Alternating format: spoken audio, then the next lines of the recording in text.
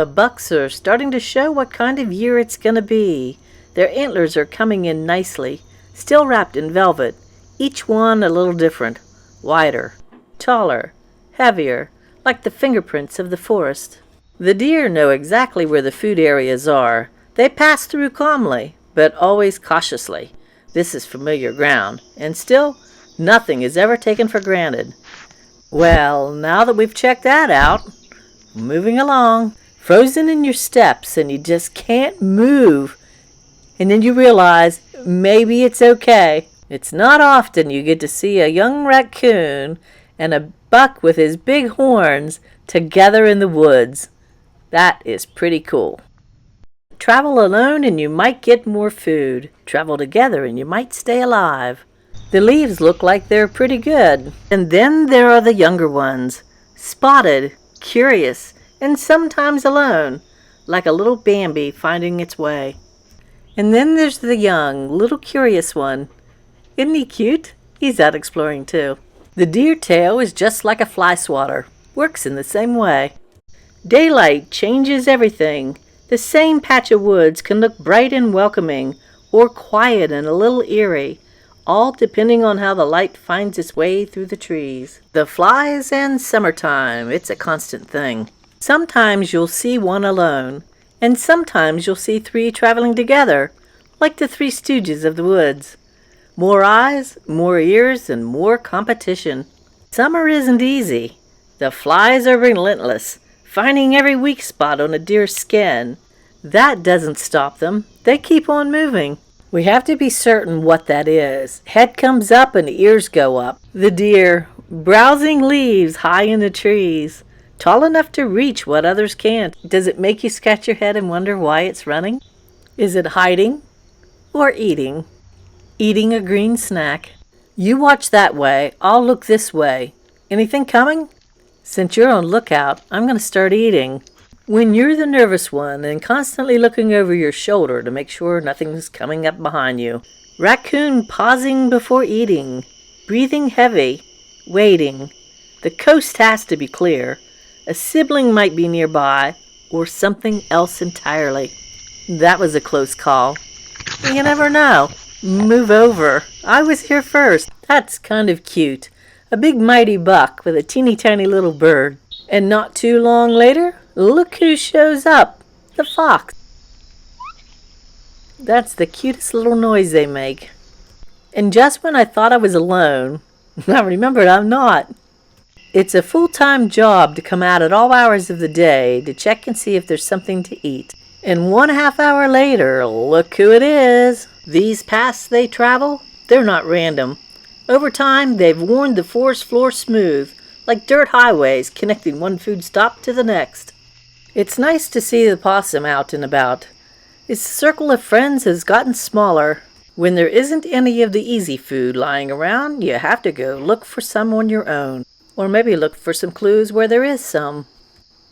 This deer is slowly coming up through, looking a little cautious, and I don't blame it. It's dark, and there's other things creeping through the woods. Ah, it's daylight, my time of the day, where I can see things.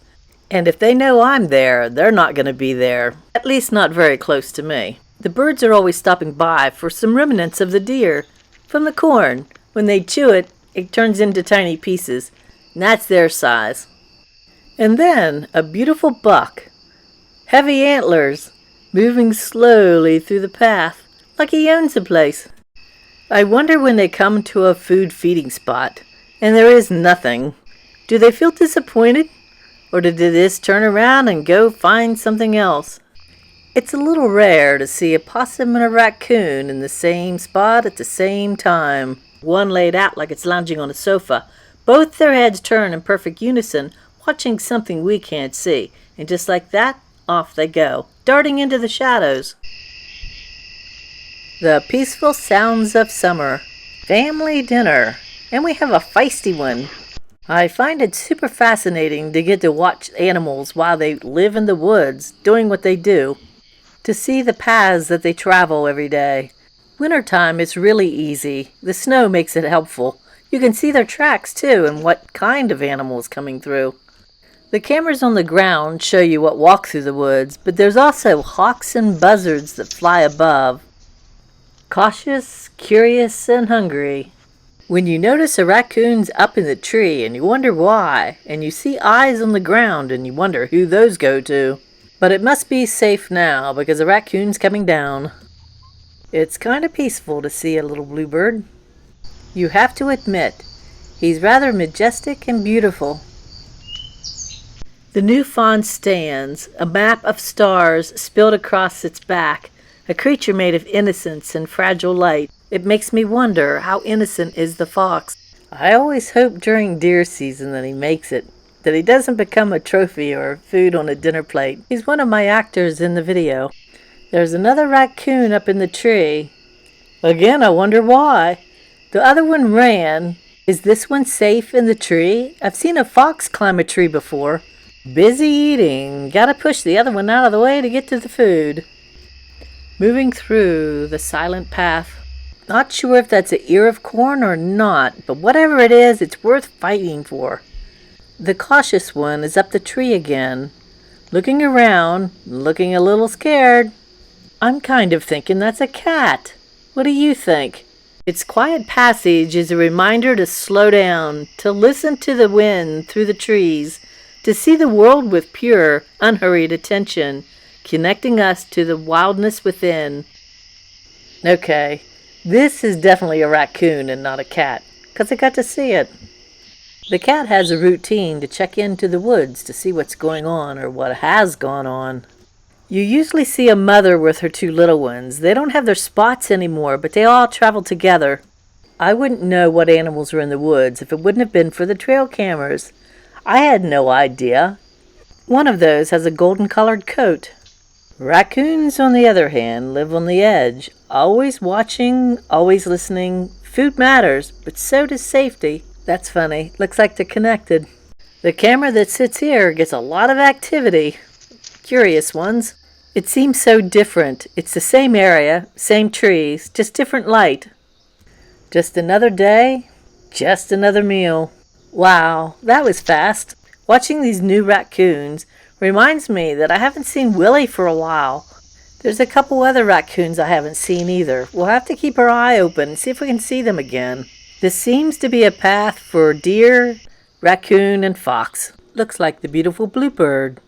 I think maybe the cat is after a bird. A buck on his way up through. I think the raccoons outnumber the other animals from what I'm seeing on camera. That was the squeaky one. The bird kind of blends right in. I like this time of day. It looks pretty cool on the camera. It's like a black and white or an old. It just looks neat. Magical. Now we're into the creepy night with eyes from the tree. And don't forget the fog. The young and free. It has a little skip in its step. A little hop and a run. I still don't know whether this is a young one or an old one, but to me it seems like a young one. Time to eat again. Seems like that's all they get done is eat.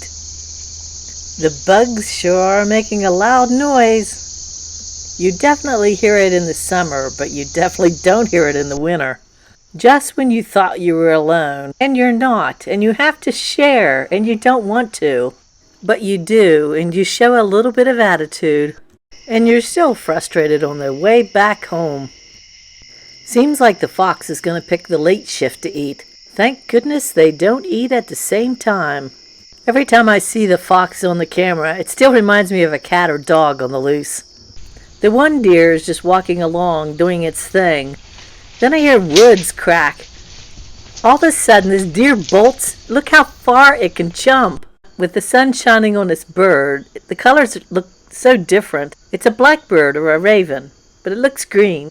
The group of raccoons used to be a lot larger. I think we're down to 4 now. I don't know if that includes the mama or not.